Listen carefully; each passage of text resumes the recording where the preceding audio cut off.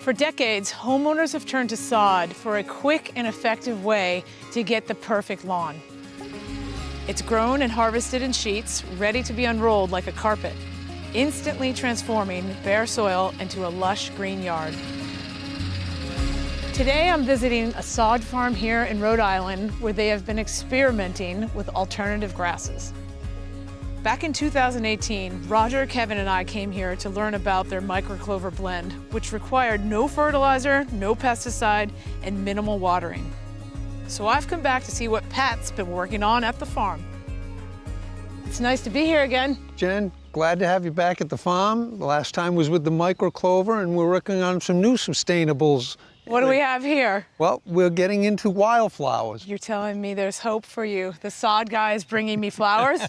Absolutely. We've got trays here that we've grown in the greenhouse. They've got about 20 varieties of wildflowers in there, annuals, perennials, and biannuals. Okay, so something's going to be going off each season. Exactly. Okay, so what's the root structure like? Well, Jen, here's the root structure, and this is about 6 to 8 weeks old. It's pretty rugged.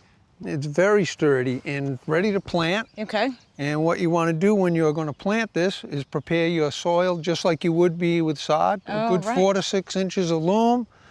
Put it down. It's going to help with rooting in. And then you lay them like just that close, right? Like yeah, a mat. You might, but you might want to stagger the joints, just like you would with the sod. Right. So that makes sense. All right, so I like the application. I mean, it's also providing a habitat for pollinators. Oh, the pollinators love it. I see the byproduct is very tasty. I mean, I could really see a lot of homeowners wanting this in their garden. They do. We've had homeowners come in that have hives, and they put this around the hives. It supplies them with a year-round source of food for the bees. Yeah. We've also had larger commercial jobs, universities that have put it in for the color and to have less maintenance of mowing grass around a building. Right, you set it and forget it, essentially. Exactly. We'll show you what we're working on now. Okay. So this is our experimental field. As you can see, we've done some test cutting, and this has got sheep's fescue in it. And the sheep's fescue is what helps to hold it together so we can roll it up. Right, because the wildflowers will break apart, right? So that just helps it knit together. The field looks a little humble right now, but in a couple of weeks, it's going to look like this. Wow.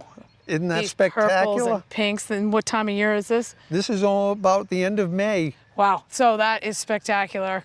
I don't even know what to say, except I can't wait to use it at certain homeowners' places. What you'll do is, once you get a killing frost in the fall, you mow it down. This field is 2 years old and has been mowed several times. It reseeds itself. Once you mow that down, the seeds drop in, so it's constantly reseeding, sustainable. Right, and so that's very, very low maintenance. Once a year is not bad. Exactly. The other thing with sheep's fescue is erosion control, and we have another field I'd like to show you of just sheep's fescue. Oh, I'd love to see it.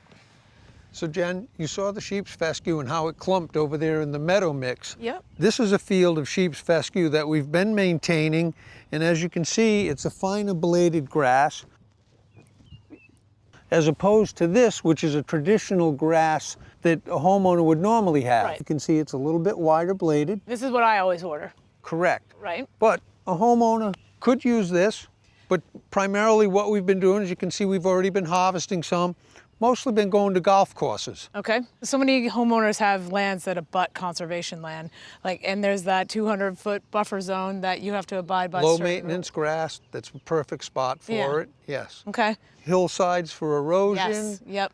Drought resistant. Yep, I think this is a brilliant choice, and it's just nice to have alternatives.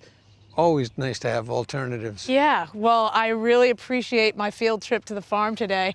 I've got to get out of here. Pleasure again. All right, we'll see you soon, okay? Absolutely. All right, take care. So long. Thanks for watching. This Old House has got a video for just about every home improvement project, so be sure to check out the others. And if you like what you see, click on the subscribe button to make sure that you get our newest videos right in your feed.